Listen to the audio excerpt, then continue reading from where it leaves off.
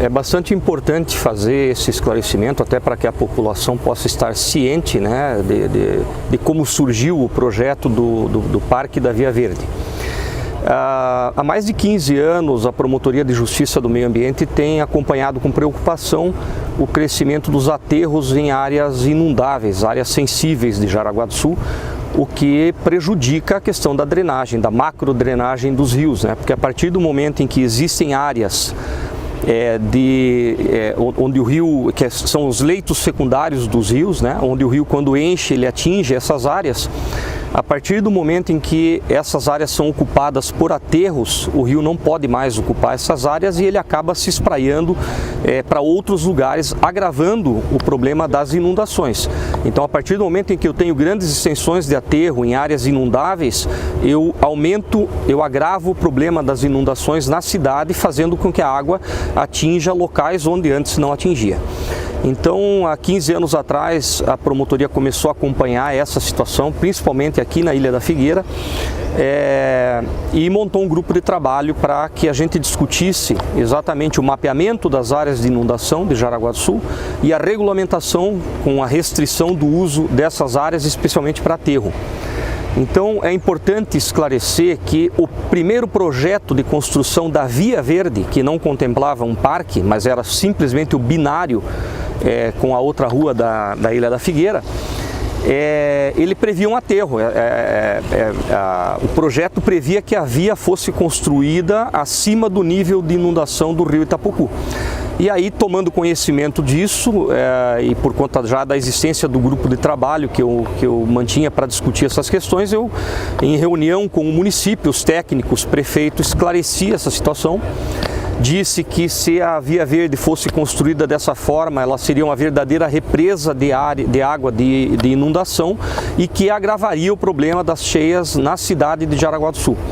E sugeri que a via fosse feita ao nível natural do terreno e que fosse construída de modo que, quando o rio enchesse, ela iria ficar alagada, inundada, e depois que o rio baixasse, ela pudesse ser lavada, limpa, né, e voltasse a ser utilizada.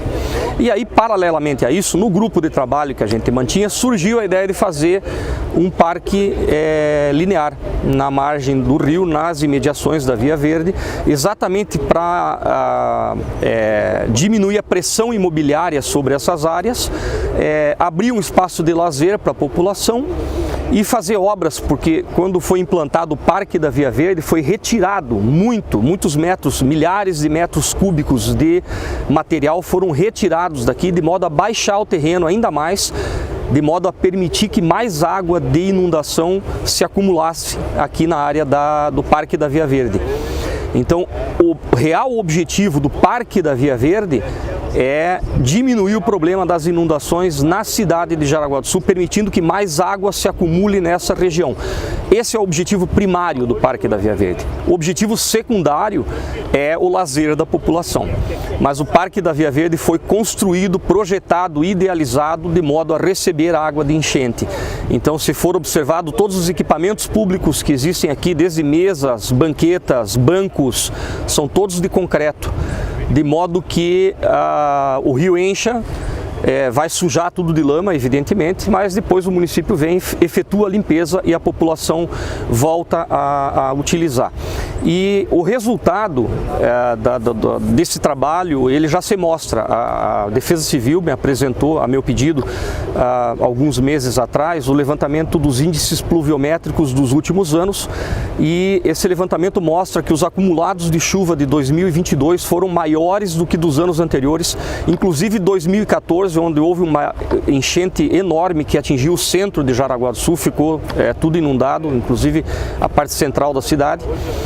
Então, os acumulados de chuva de 2022 foram maiores do que naquele ano e não houve inundações na cidade em 2022. Claro que contribuíram para isso, além do Parque da Via Verde, tem o outro parque da inovação que foi construído com o mesmo objetivo e outras obras realizadas pela Defesa Civil, troca de galerias, limpeza de linhas de drenagem, desassoreamento de áreas assoreadas dos cursos d'água. Mas é importante salientar para que toda a população saiba que o Parque da Via Verde, sendo inundado pelas águas do Itapocu, ele está exatamente cumprindo a função para a qual ele foi idealizado. A função primária dele é essa. Doutor Alexandre, o senhor imagina o impacto que teríamos ontem, por exemplo, e hoje ainda, talvez aqui em Jaraguá do Sul, com o nível do rio ter atingido 5,10 metros, como ocorreu, se não tivesse a Via Verde? Olha, a gente pode afirmar que várias áreas que não sofrem hoje com inundação estariam inundadas, né? Porque é só imaginar o volume de água que cabe aqui no Parque da Via Verde. Se a Via Verde tivesse sido construída sobre um aterro e essa água não pudesse invadir esse local, essa água ela não desaparece, ela vai invadir outros locais. Então, muito provavelmente, a margem esquerda do rio, onde hoje existem bairros inteiros, empresas, e até o centro da cidade mais acima teria sido inundado com certeza, porque se não houvesse o Parque da Via Verde construído da forma como eu expliquei, isso aqui serviria como represaria a água, né? A água não teria como escoar com a facilidade que ela escoa, não teria como se espraiar por essa área de inundação e com certeza áreas sensíveis da cidade, hoje ocupadas por casas, comércios e indústrias, teriam sido atingidas pela inundação, com toda certeza.